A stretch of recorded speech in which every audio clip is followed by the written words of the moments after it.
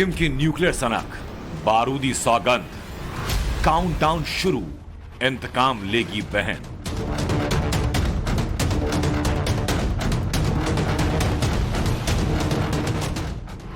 Hiroshima part 2 से पहले panic button on, सन की जोड़ी का न्यूक प्लान, यूएस तक टेरर।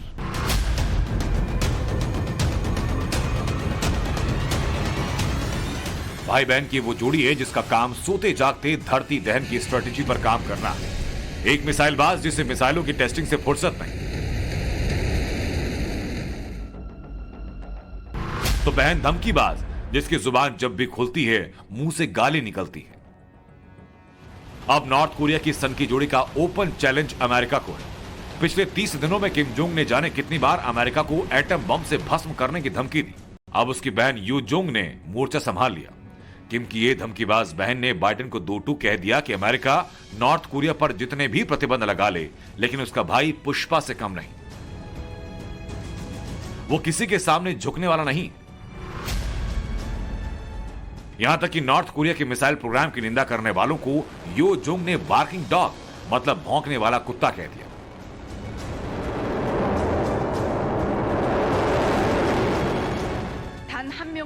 इस तरह का विकास सीधे नॉर्थ कोरिया की सुरक्षा से जुड़ा हुआ है। हम उन प्रतिबंधों से क्यों डरेंगे जिन्हें हमने बार बार अब तक देखा है? ये पहली बार भी नहीं है और हम क्यों रुकेंगे? नॉर्थ कोरिया के तानाशाह किम जोंग की बहन की बात तो सही है कि ह्यूसोंग 17 इंटरकॉन्टिनेंटल बैलिस्टिक मिसाइल की टेस्टिंग के बाद अमेरिका, साउथ कोरिया और जापान की ओर से उत्तर कोरिया पर जो बैन लगे वो नई बात नहीं। 1 दशक से ज्यादा वक्त से नॉर्थ कोरिया पर संयुक्त राष्ट्र की ओर से कई तरह के सैंक्शन लगे, कभी एटमी टेस्ट की वजह से तो कभी विनाशक मिसाइलों के परीक्षण की वजह से। लेकिन ये भी सच है कि नॉर्थ कोरिया को कभी इससे फर्क नहीं पड़ा और वो लगातार विनाशक हथियारों की टेस्टिंग कर रहा है। लेकिन अब की बार नॉर्थ कोरिया की इस धमकी को हल्के में न अमेरिका ले रहा है, न ही प्योंगयांग के पड़ोसी। वजह भी है, इस साल अब तक 87 मिसाइलों की टेस्टिंग कर चुका किम जोंग ने स्पेस में कदम बढ़ाने की कोशिश कर रहा है। इसी कड़ी में 2 दिन पहले उसने अपने पहले जासूसी उपग्रह को ट्रायल पर अंतरिक्ष भेजा, जबकि पिछले हफ्ते high thrust solid fuel motor की टेस्टिंग की, जिसे खासकर परमाणु हथियारों के लिए इस्तेमाल के लिए बनाया गया। नॉर्थ कोरिया जापान को सीधे सीधे हिरोशिमा पार्ट 2 की धमकी दे रहा है। नॉर्थ कोरिया जापान को जापान सागर आपस में अलग करता है और प्योंगयांग से टोक्यो की दूरी महज 1200 किलोमीटर। दरअसल पिछले 2 महीनों में 3 ऐसी घटनाएं हुई जिससे जापान के लोगों की नींद उड़ी हुई है। 18 दिसंबर को नॉर्थ कोरिया के टांगचांग री से 2 बैलिस्टिक मिसाइल दागी गई, जो पूर्वी सागर में जापान के एक्सक्लूसिव इकोनॉमिक जोन की सीमा के बेहद करीब गिरी। जबकि इससे 1 महीने पहले 18 नवंबर को प्योंगयांग से ह्यूसोंग 17 इंटरकॉन्टिनेंटल बैलिस्टिक मिसाइल जापान के होक्काइडो आइलैंड के पास समंदर में गिरी थी। तो वहीं 4 अक्टूबर को किम जोंग ने ह्यूसोंग 12 मिसाइल दागी, जो जापान के ऊपर से गुजरी थी, जिसके बाद यहां खतरे के सायरन बजने लगे।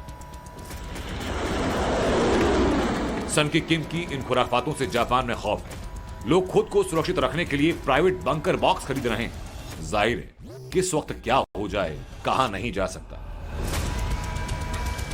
अपने लोगों के इस डर को दूर करने के लिए जापान सरकार पूरे एक्शन में।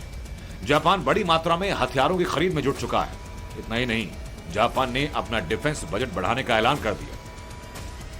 टोक्यो में प्रधानमंत्री फूमियो किशिदा ने जापान के नए स्ट्रेटेजिक पॉलिसी का जिक्र करते हुए कहा कि नए उपायों में ऐसे प्रावधान शामिल किए गए जो जापान को जवाबी हमला करने की क्षमता रखने में सक्षम बनाएंगे।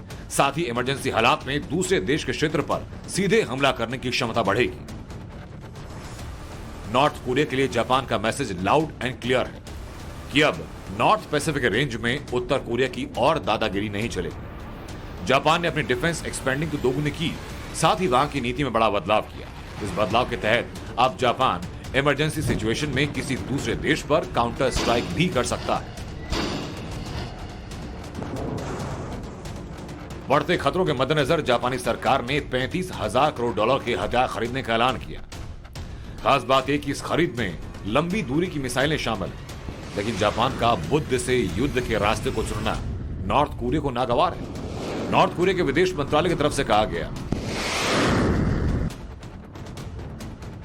जापान ने पहले हमला करने की सैन्य रणनीति में जो बदलाव किया है उसकी वजह से कोरियाई प्रायद्वीप और पूर्वी एशिया क्षेत्र में गंभीर सुरक्षा संकट पैदा करेगा।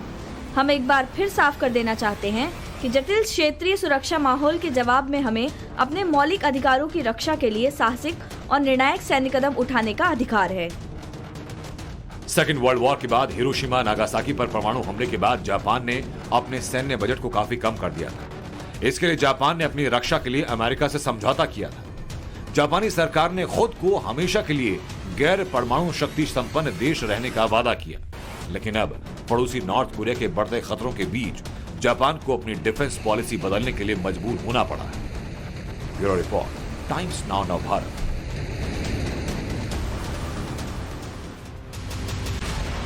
बड़ी बात यह है कि सन की जोड़ी के दिमाग को दुरुस्त करने में अमेरिका जुट गया है, जिसे जो जुबान समझ में आती है उसी जुबान में बाइडेन ने जवाब दिया है। किम की बहन यो जोंग की धमकी के 24 घंटे भी नहीं हुए कि अमेरिका ने अपने न्यूक्लियर बॉम्बर्स को कोरियाई प्रायद्वीप के आसमान में तैनात कर दिया। इधर मिलिट्री स्ट्रेटेजी को लेकर जापान ने जो फैसला लिया है उसका भी बाइडेन ने पुरजोर समर्थन किया।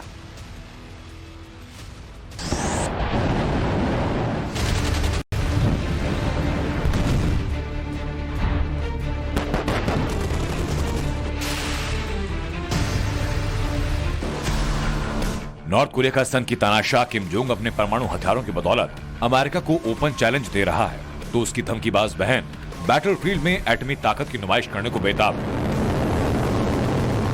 इस सन की जोड़ी को अमेरिका बिल्कुल हल्के में नहीं ले रहा।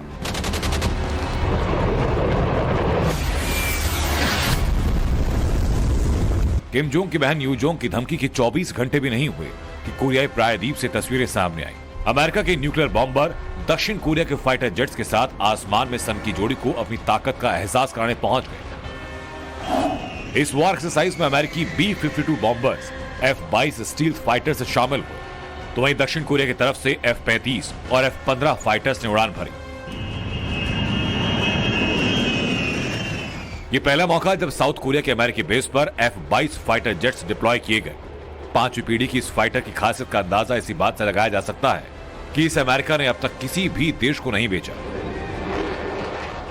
तो वहीं जापान के लिए जिस नए मिलिट्री पॉलिसी से उसके पड़ोसी नॉर्थ कोरिया को मिर्ची लगी है, उस पॉलिसी को अमेरिका का भी समर्थन मिला। यूएस प्रेसिडेंट बाइडेन ने कहा, अमेरिका इस महत्वपूर्ण समय में जापान के साथ खड़ा है। हमारा गठबंधन मुक्त और खुले इंडो पैसिफिक की आधारशिला है और हम शांति और समृद्धि में जापान के योगदान का स्वागत करते हैं। किम जोंग की धमकी की वजह से कोरियाई प्रायद्वीप में वॉर क्राइसिस है। उसे देखते हुए अमेरिका साउथ कोरिया और जापान को अकेले नहीं छोड़ना चाहता और यही वजह है कि वो लगातार इन दोनों देशों के साथ युद्धाभ्यास कर रहा है। Bureau report, times now Bharat.